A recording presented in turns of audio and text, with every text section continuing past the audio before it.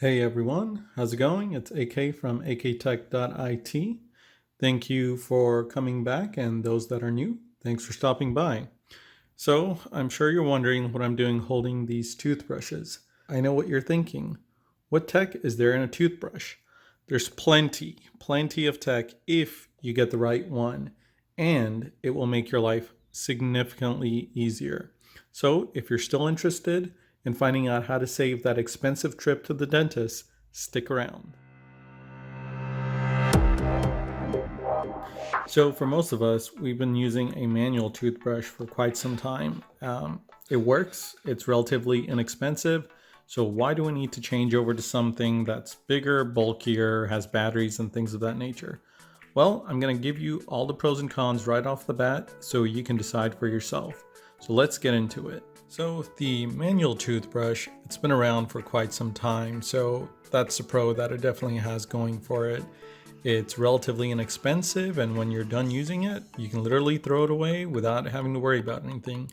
If you lose it, you also don't have to worry because you can buy this just about anywhere. You don't have to worry about batteries. There's no batteries in this guy, so no need to worry about running out. That's about it, though, for the pros. The cons start pretty big. Unfortunately, it just doesn't clean as well as an electric toothbrush. The movements on a manual toothbrush are 300 to 600 movements per minute. That's how often you brush your teeth and how often it oscillates. Compared to an electric toothbrush, that's almost over 40,000 movements per minute. The other thing is this thing doesn't have a timer on it, so you can be brushing for several minutes or 10 seconds. You just won't know. There's no feedback coming off of it.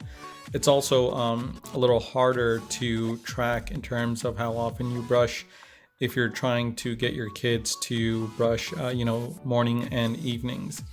It also is a bit more tedious, like I said, because of the lack of oscillations, like the movements, compared to an electric toothbrush. So it's getting old. There's a lot more effective and efficient ways to do it, and that's where the electric toothbrush comes in. So the advantages of an electric toothbrush are pretty straightforward. I mean, it obviously does a much better job of cleaning versus a manual one. Not to mention, it gives you feedback. Every 30 seconds on this particular model, it will give you some haptic feedback as you're brushing to know that, hey, it's time to move on to the next section of your mouth, quadrants as they call it. It also helps track how often you brush if you get a Bluetooth model. This one isn't Bluetooth because I figured it's not necessary. A lot of the more expensive ones have that. The head is actually pretty easy to swap out. And there's multiple different types of heads.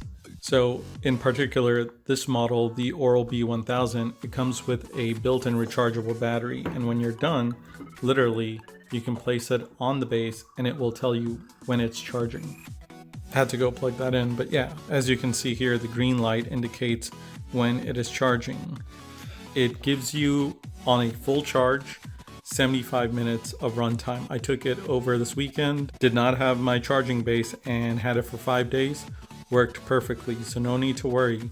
If you're going on a longer trip, obviously you will need to bring the charging base along. But if you don't want to worry about the charging base, guess what? You've got this guy here with a battery. You can drop 2 batteries in there, or if you want to go with the cheaper version, a single battery and not worry about any of that.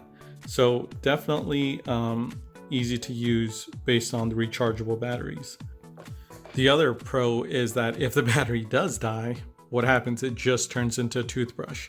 I mean, it's a manual toothbrush by default, right? If you don't use it with the electric function. Now, one of the barriers or cons to electric toothbrushes that most people think about are the costs. This guy here, you can pick it up at Walmart probably for $6 or $7, which is a few bucks more than if you were to buy a 2-pack of manual toothbrush.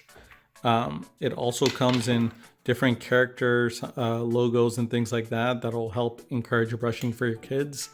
It comes in a variety of different models, though. It goes from your cheapest, which is, like I said, $6 or $7, all the way up to this guy here is about $40 or $50, but the higher end models can range to $150, and those are the ones the fancy Bluetooths and sensitivity sensors and things of that nature.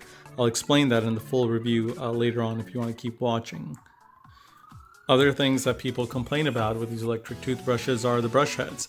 But if you go to Amazon, you can get similar brush heads for a fraction of the cost. I mean, a set of 12 cost me less than $10 versus the OEM one, 4 would cost you almost 25 or 30 bucks.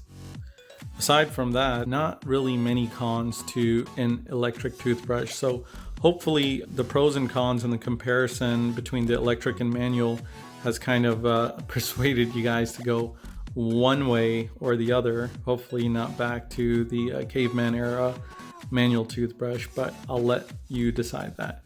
So if this video was informative and you like what you see and you want to see the full review, stay tuned and we'll do an unboxing of the Oral-B 1000 and show you guys exactly what the features are.